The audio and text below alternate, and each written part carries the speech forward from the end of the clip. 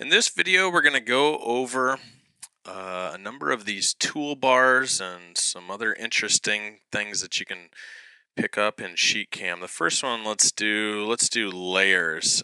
When you make a DXF file, there can be a number of different layers that you put these polylines on.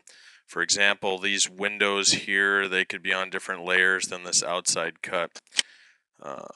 A lot of times I don't do that, but let's go to View, Layer Tool, and you'll see this pops up. If we had multiple layers to this project, it would just list them here as you go down, and you can turn them on and off as you go. Now we have the tool paths in there, but this is shutting off the actual design or drawing. If we have these windows on different layers, you can just kind of add and subtract them to clean them up. So the layer tool there, that's kind of the first thing. Let's go up to the upper right here and just walk through this top toolbar from left to right. Now I've loaded in, this is a plasma cut part, and we're going to talk about zooming in a second here, but this is a piece of material that we'll cut this plane out of. And then if I go out a little bit further, here's my machine, the working window, and then the actual table. So that's just kind of give you an idea of what you're looking at. Probably we'll get to zooming in a second, but as I'm going, I'm just clicking on this anywhere kind of within the part, and then using my mouse wheel to scroll in and out. That seems to be the quickest, easiest way to navigate. If you also left click and hold down, you can drag your mouse left and right to get that to move, but we needed to come in here. We'll take a closer look at a few things. So up here on the toolbar, show input paths. An input path that's your actual design. So there's two things here. There's a tool path, which is on the inside here, and then the input path. So if you hover over it, it'll tell you show input paths or take them away. Let me zoom in a little closer for you. As I click this, you'll watch them disappear.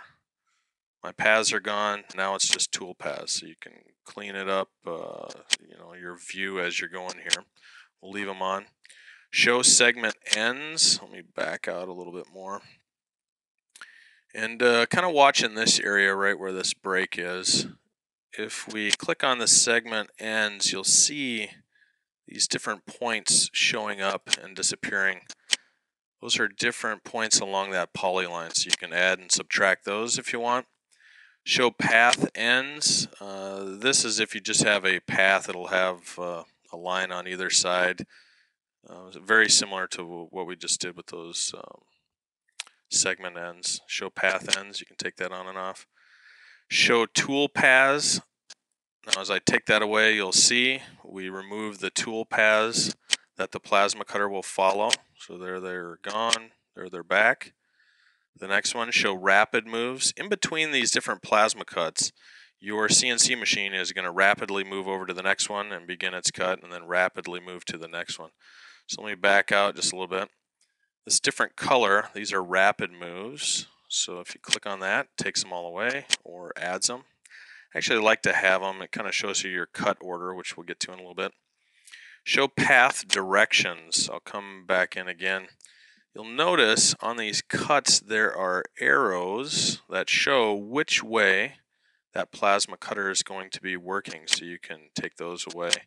You'll also notice in the rapid moves it gives you that information as well. It's going to be coming in, doing this cut, moving out. The next one, show machine and work, and then show start points. So let me click on this one.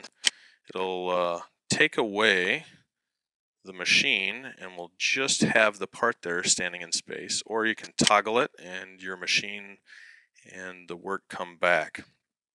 Show start points. This one's one of the things I love about SheetCAM. You can click on that and here they pop up and you'll see an S1, S2, S3, S4, S5. That's giving you your cut order on how it's going to work this part. You can change that, move those around, do a number of different things, but that shows the start points or takes them away. This is your post processor. If you were ready to create your G code, you could click that and it would automatically spit out a file for you.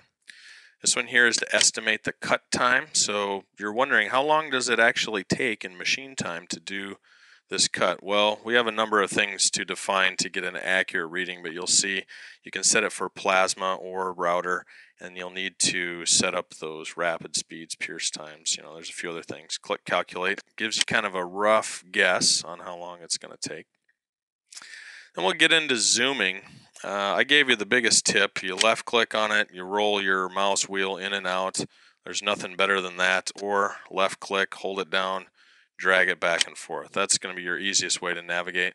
But if you want, you can hover over the zoom in, keep clicking it. You'll zoom in, zoom out, same thing.